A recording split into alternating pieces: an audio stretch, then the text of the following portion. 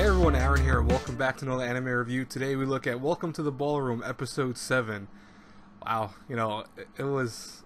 I'm telling you, like, this show sometimes surprises me on how much you can get, like, invested in just one particular scene, how much emotion can come out, and just, like, almost grip you to the point that you're staring at the screen with your mouth open, and you'll realize, oh shit, wait, 20 minutes just passed?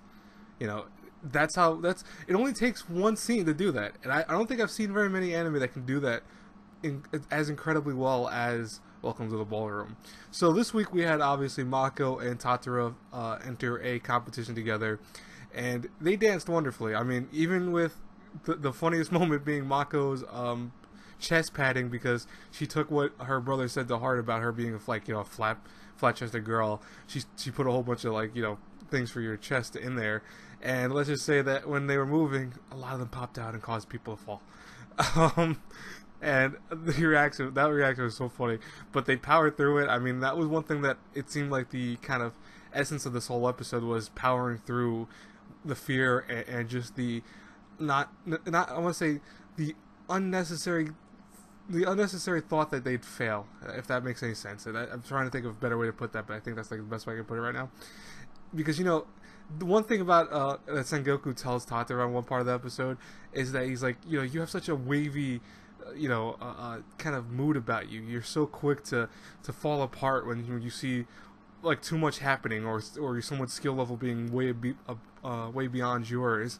And he goes, you gotta get rid of that. And it's true, because he knows he can dance at this point. He has to realize that, hey, he's a dancer.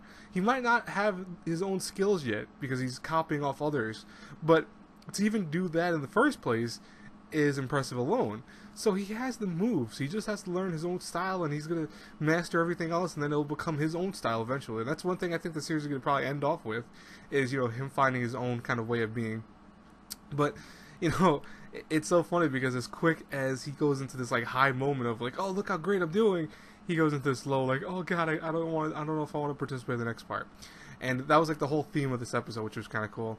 The music was incredible. I mean, honest to God, I love the way they infuse older classic music and more modern stuff, and they do a good job of kind of keeping the balance where they need to be.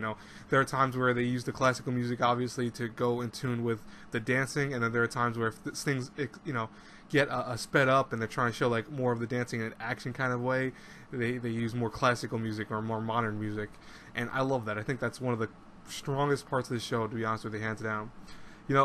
I'm just blown away by Welcome to the Ballroom. It's something that every episode has been incredible. I haven't found a single episode I don't like.